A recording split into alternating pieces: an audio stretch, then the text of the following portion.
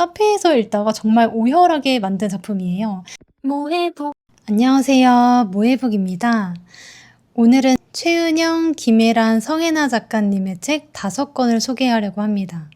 일상 속에서 늘 발생하지만 포착하지 못하고 스쳐가는 미묘함까지 섬세한 문체로 담아내는 장인들이시죠. 마음이 따뜻해지는 이야기부터 눈물 콧물 쏙 빼는 이야기까지 지금 바로 소개해드릴게요. 모해북.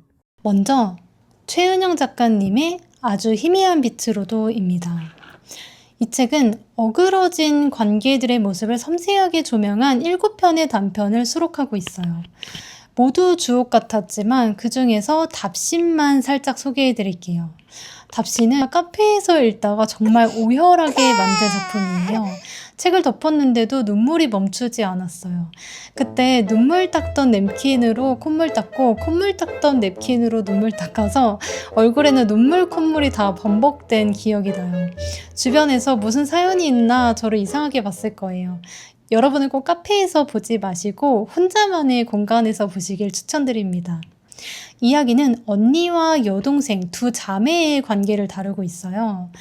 두 사람은 언어폭력을 일삼는 아버지 밑에서 자랐지만 서로는 끈끈한 우애가 있었습니다.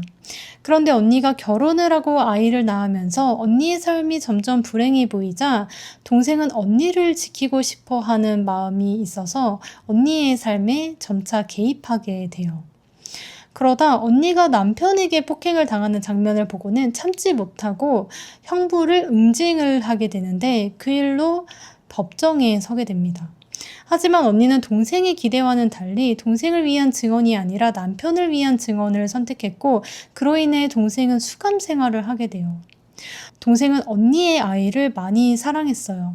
외로이 수감 생활을 하던 그 교도소에서 더는 볼 수 없고 어디서 어떻게 지내는지도 알 수 없는 사랑하는 조카에게 보내지 못할 편지를 씁니다.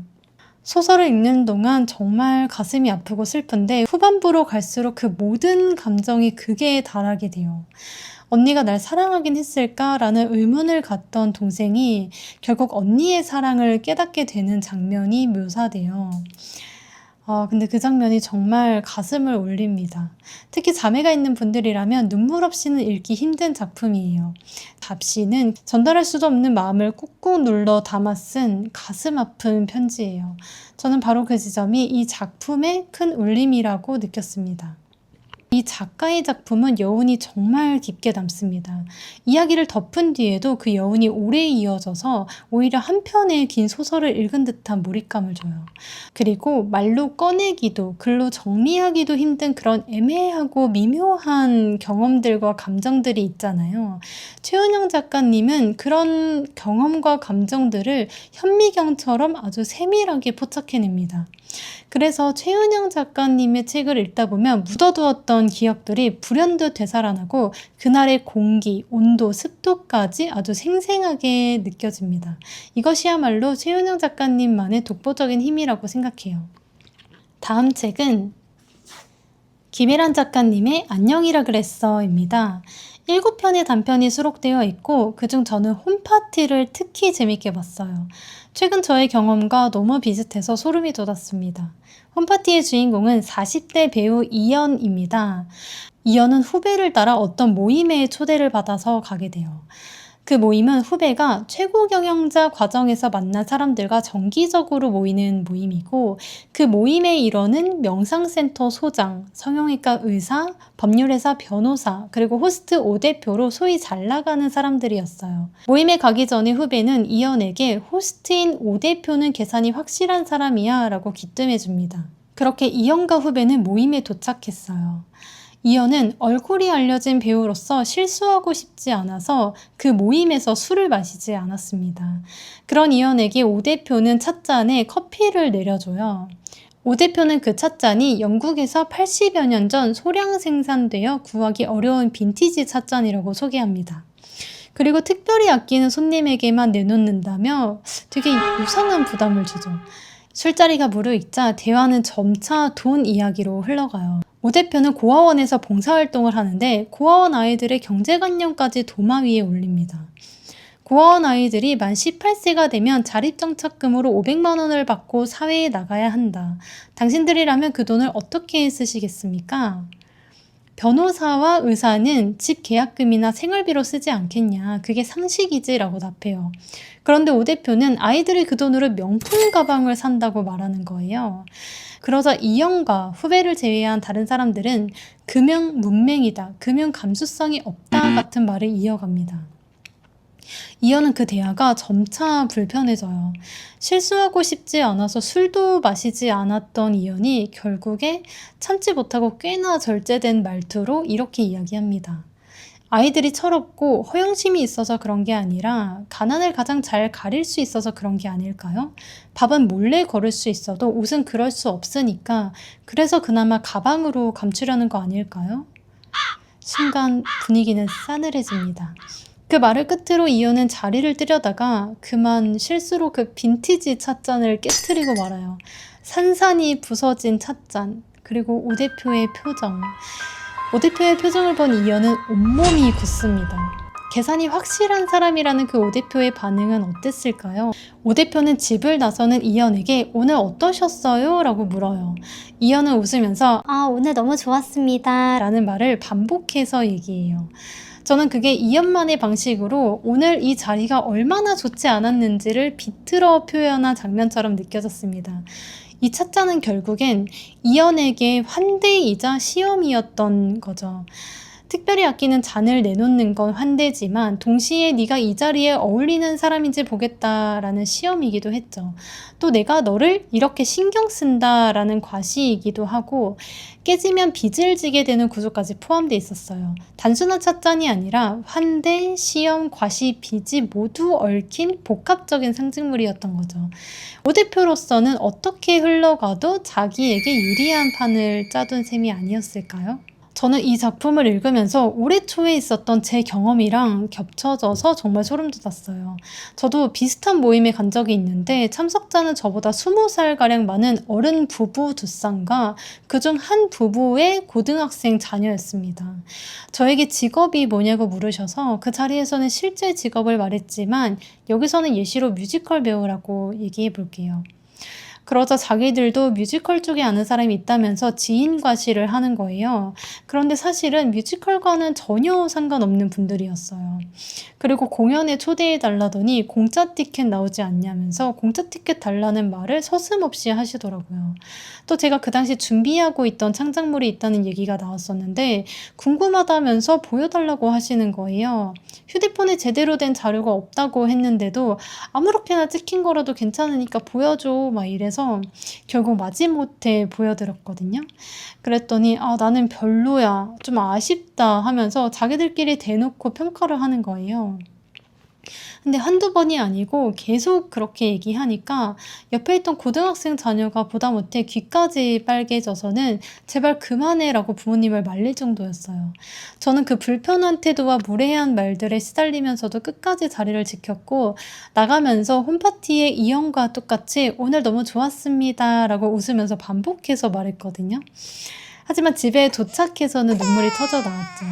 홈파티에서 느껴지는 공기, 사람들의 태도, 그리고 주인공의 감정까지 제가 겪었던 그날의 경험과 너무나 닮아 있어서 소름이 돋았습니다. 김혜란 작가님이 실제로 경험을 한 거였든 아니면 통찰로 그려낸 것이든 그 정밀함과 예리함에 놀라지 않을 수 없었습니다. 홈파티는 결국 환대처럼 보이는 자리가 어떻게 평가와 위계의 장치로 변하는지를 보여주는 작품이었어요. 저는 제 경험을 통해 그 감각을 온몸으로 알고 있었기 때문에 더 불편하게 와닿았습니다. 모이붕. 다음은 바깥은 여름입니다. 밀리의 서재에서 봤어요. 배우 김태리 씨가 오디오 녹음을 하셔서 어떤 편은 김태리 님의 목소리로 듣기도 했는데 분위기와 너무 잘 어울리더라고요. 이 책은 말 그대로 바깥은 활기찬 여름인데 등장인물들은 아직도 살을 애는 듯한 한겨울을 보내고 있는 내용들을 담고 있어요. 7편의 단편이 수록되어 있고 저는 그 중에서 입동을 가장 인상 깊게 봤습니다.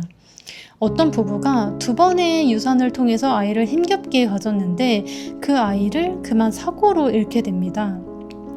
부부는 이겨내기 위해서 담담하게 살아가던 어느 날 집 어딘가에서 그 아이의 흔적을 발견하게 돼요.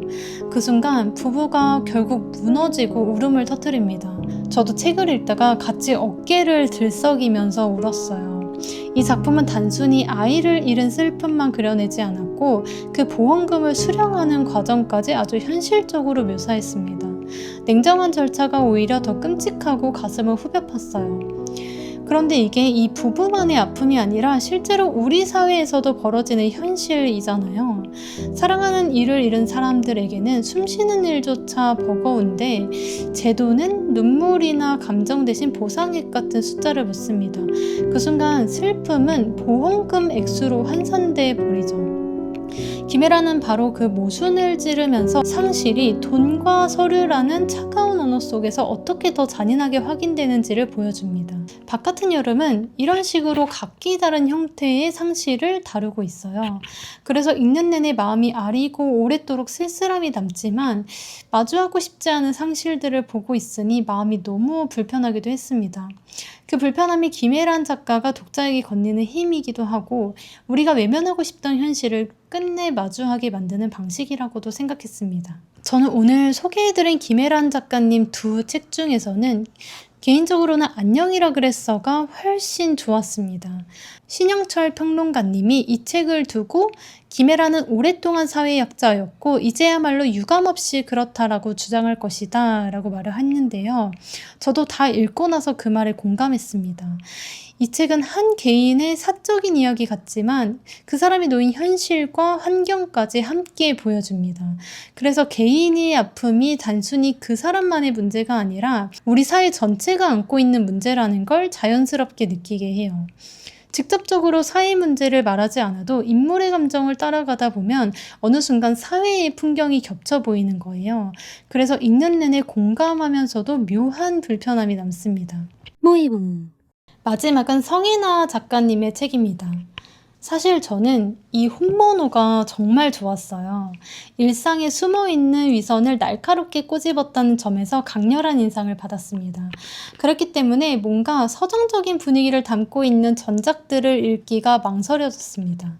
과연 이런 분위기도 잘 쓰실까 싶어서 실망할까봐 두려웠던 거죠. 그런데 망설인 시간이 무색할 만큼 정말 좋았습니다. 잔잔한 감동과 애틋함이 저를 사로잡았어요. 역시는 역시군 했어요. 두고 온 여름을 먼저 소개해드릴게요. 이 책은 도서관에서 빌려봤습니다. 두고 온 여름은 사진관집 아들 기하와 그의 이복동생 재하의 이야기를 다루고 있어요. 기하의 아버지는 동네에서 사진관을 운영하고 있어요. DSLR과 포토샵의 시대가 왔는데도 필름 카메라만 고집하셨죠. 기아가 아무리 설득해도 아버지는 마음을 바꾸지 않으셨어요. 그런데 어느 날 갑자기 아버지가 디지털을 받아들이기 시작한 거예요. 그 배경에는 아버지의 재혼이 있었습니다. 새어머니와 그녀의 아들 재하가 기하의 집으로 들어오게 된 거예요. 아버지는 새 아들인 재하에게 DSLR의 사용법을 설명해주고 늘 다정하게 대해줍니다. 새어머니는 기하에게 다가가려고 애쓰고 재하도 기하와 잘 지내고 싶어 하지만 기하는 새어머니와 재하에게 마음을 열지 못하고 두 사람에게 늘 싸늘하게 대해요. 그 집에서 기아는 자신이 마치 아버지가 더 이상 찾지 않는 구닥다리 필름 카메라가 된 것 같은 쓸쓸한 감정을 느끼지 않았을까 싶습니다. 기아는 결국 대학에 들어가자마자 기숙사 생활을 하면서 가족과 거리를 두게 됩니다. 하지만 아버지는 이 재혼 생활을 오래 하지는 못하세요. 그렇게 세월이 흘러 기아는 37살이 됩니다. 기아는 어린 시절 자기가 모질게 대했던 재하에게 부채감을 가지고 있었어요. 어느 날 기아는 어떤 일을 계기로 재하를 찾아가게 됩니다. 재하에게 다정한 말을 전하기 위해서 나름의 준비도 했어요. 오랜 시간이 지나 재회한 두 사람은 과연 어떤 대화를 나누고 어떤 인사를 건네게 될까요? 재하에게 따뜻하지 못했던 기아가 재하를 다시 만나서 하고 싶은 말은 어떤 말이었을까요? 과연 그 말들을 다 전할 수 있었을까요? 마지막에는 눈물을 하염없이 흐르기도 했습니다.